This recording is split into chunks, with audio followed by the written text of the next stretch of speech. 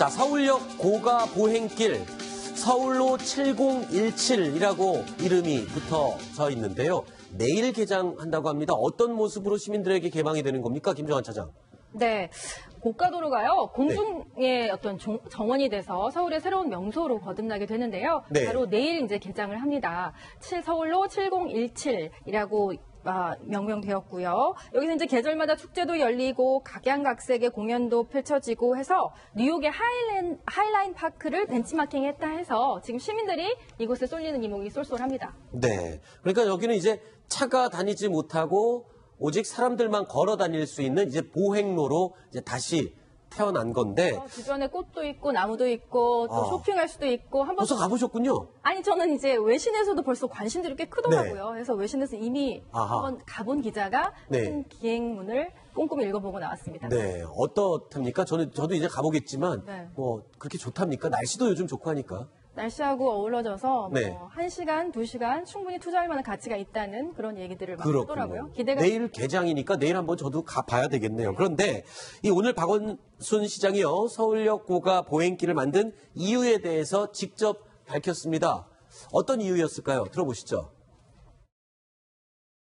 본래 이 서울로 7017 서울역 고가가 1970년도에 만들어졌으니까 오래됐잖아요. 네. 철거를 해야 되는 상황입니다. 근데 이왕 철거하는 것보다는 이런 방식으로 한번 재생해보자. 이렇게 시작된 게 서울로 아이디어고, 그리고 새로 짓는 것보다는 돈도 훨씬 적게 들고 하이라인이라고 있죠. 근데 거기뿐만 아니고 파리도 있고 요새 전 세계가 이런 게 하나의 트렌드입니다. 뺏기신 거구나.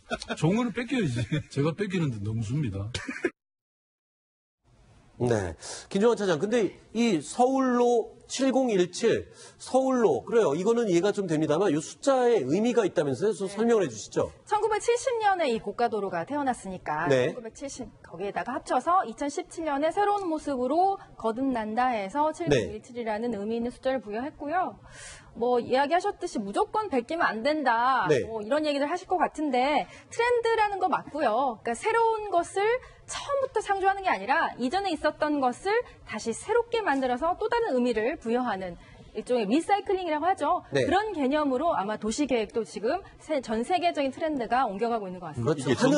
하늘 아래 새로운 게 어디 있겠습니까? 정치적으로 보면은 지금 뒤에서 나옵니다만 1970년 이게 누가 만들었습니까? 박정희 전 대통령의 것이죠. 박정희 전 대통령의 시대가 가고 새 시대가 왔다. 뭐 본인이 이제 박원순 시장 본인의 이름은 붙지는 않겠습니다만 자동차 시대, 산업화 시대가 가고 이제 인간 중심, 뭐 시민 중심의 어떤 생활이 왔다. 이와 같은 것을 나름대로 어떤 정치적 의미도 충분히 부여할 수 있을 것 같은데요. 근데 이 이름을 가지고 민주당 손혜원 의원이 또 비판을 했다는데 뭐 어떤 내용으로 비판한 겁니까? 여러 가지 페이스북에 했는데 손혜원 의원이 누굽니까? 아주 우리나라의 굵직굵직한 어떤 브랜드 메이커인 것 같은데 지금 나오는 것 같이 이게 지금 뭐 1970년에 만들었는데 이게 1970인데 17 앞에는 20이 있다는 걸 무시한다. 한마디로 이게 본인이 봤을 때는 브랜드라서 이게 딱 상징이 딱 떠오르지 않는다. 이런 취지인 것 같은데 그렇다고 한다면 좀 처음부터 좀 같이 좀 협치를 하시지 그런 점이 좀 아쉽습니다. 그리고 이런 얘기도 했네요. 왜 재능 기부를 하셨나요? 중식님처럼 유능한 디자이너가 재능 기부를 하시면 우리 디자이너들은 다 어떻게 살아갑니까? 하면서 애교 섞인 유유 눈물 흘리는 글을 썼습니다. 그러니까 이게 막 뭐라고 비난을 한 게 아니라 약간 애교 섞이게 애둘러서 조금 어떤 점을 짚어준 건데 이에 대해서 또 이 7017 브랜드를 만든 오준식 디자이너가 또 반응을 보였습니다. 바로 이 사람이. 그렇습니다. 오준식 디자이너라고 이분이 정말 유명하신 분인데 돈을 안 받고 이와 같은 브랜드 네이밍을 해드리는 모양입니다. 그래서 내용을 보면은 이게 손혜원 의원의 글은 디자이너로서의 본업의 어떤 그런 것이 아니고 정치인 손혜원의 글이라 생각을 한다라고 하면서 앞으로 이게 그렇게 한다고 하면은 누가 두려워서 재능을 기부하겠나라고 해서 어떤 뭐 웃음 섞인 어떤 항변이었던 것 같습니다. 자, 그런데 이 서울로 한번 걷고 싶습니다만 저 서울로 위에 설치된 또 조형물 때문에 시끄럽다고요? 뭐 어떤 조형물인데 그렇습니까? 네, 일명 슈즈 트리인데요. 아, 지금 저건가요? 화면 속이죠. 네네. 그러니까 사람들이 신다 버린 신발 네. 또는 버려진 신발을 저렇게 이용해서 커다란 슈즈 트리, 일종의 트리를 만들었는데 네. 이제 작가 향보는 이렇습니다. 디자이너 황지혜 작가의 재능 기부죠. 이것도 네. 작품인데 100m에 걸쳐서 조성이 되면서 이제 앞으로 20일간 선보일 예정이지만 이거 자체에 대해서 조금 기다려 달라. 이제 그 하일랜드 고가도로가 새로운 모습을 단장을 해서 내일 개장을 하면 또 저것도 잘 조화로운 모습으로 새롭게 또 보여질 것이라고 하지만 현재로서는 지나가는 행인들은 저게 뭐냐, 냄새도 나고 좀 흉물스럽다. 그리고 그런 거 있지 않습니까? 약간 버리다, 쓰다 버린 어떤 신발에 대한 의미 부여를 굳이 하자면 썩 좋은 그런 심볼은 아니잖아요. 네. 그러다 보니까 아무래도 이래저래 논란이 있는 것 같은데요. 노이즈 마케팅 차원에서는 나쁜 것 같지는 않습니다. 그냥 그리고 또 뭐- 지나가면 모를 것 같지만 전국적으로 또 톱10에서도 이렇게 별도 시간을 할당해서 얘기하는 거니까 네. 전 작가 입장에서는 이렇게 사람들한테 흉물이냐 예술이냐 이런 어떤 논쟁거리를 준다는 차원에서는 그렇게 기분이 나쁠 것 같지는 않습니다. 자, 그래서 이 흉물 논란에 대해서도 박원순 시장이 의견을 밝혔습니다. 들어보시죠. 예술품이라는 게 반드시 보여야 되는 것은 아니죠. 에펠탑 있죠? 예. 그게 처음 만들어지고 나서 비판이 엄청 많았대요. 맞습니다. 근데 지금 뭐 에펠탑 누구나 가서 사진 찍고 올라가 보잖아요. 예술이라는 것은 아까 말씀하신 것처럼 사람에 따라 좀 다르니까 뭐 그렇게 또 완성이 안 된 상태라서 그렇다는데 완성되면 좀 달라질 거라고 그러네요.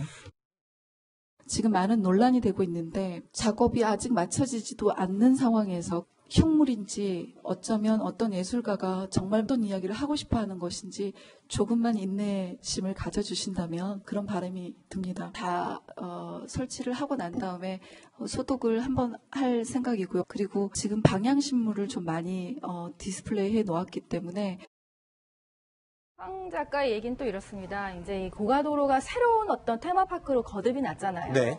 그러니까 버려진 신발 자체도 새로운 어떤 모습으로 저렇게 슈즈 트리로 거듭나는 거 이것이 조화로운 어떤 또 다른 메시지를 전하고자 하는 거니까 네. 조금만 기다려 달라고 하니까 시민 여러분도 조금 기다려주는 것도 방법일 것 같습니다. 네, 일단 네. 냄새는 조금 난다는 얘기네요. 아, 실제로 냄새가 난답니까?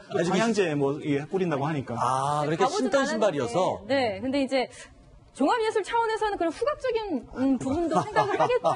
그렇다면 앞으로 조치를 취한다고 하니까 그런 네. 부분도 함께 좀 생각해 볼 만할 것 좀 같아요. 전에 박원순 시장님은 에펠탑하고 비교를 했는데 에펠탑은 지금까지 있는데 네. 저거 같은 경우에는 뭐 얼마 하다가 지금 철거한다 이런 얘기가 그렇죠. 있는데 아무튼 시민들이 평가하지 않겠습니까? 네, 알겠습니다.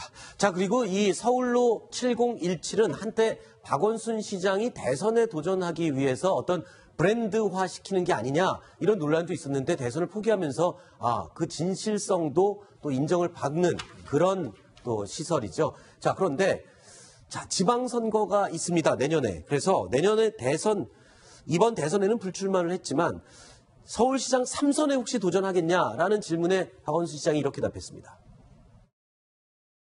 서울시장 또 나오십니까? 지겹게? 그런데 절대 안 넘어가요. 이제 열심히 고민해보고 한 연말쯤에 네. 결정을 할까 싶습니다. 또 뭐 제가 하고 싶다고 또 반드시 된다는 법도 없잖아요. 그 자리를 노리는 분들이 많은 걸로 제가 들었는데. 맞아요. 듣고 계시는군요. 네. 많다는 걸. 얘기들 당연히 듣죠. 저도 귀가 두 개인데. 그런 유도신문 자꾸 하시지 마세요. 도시장 네.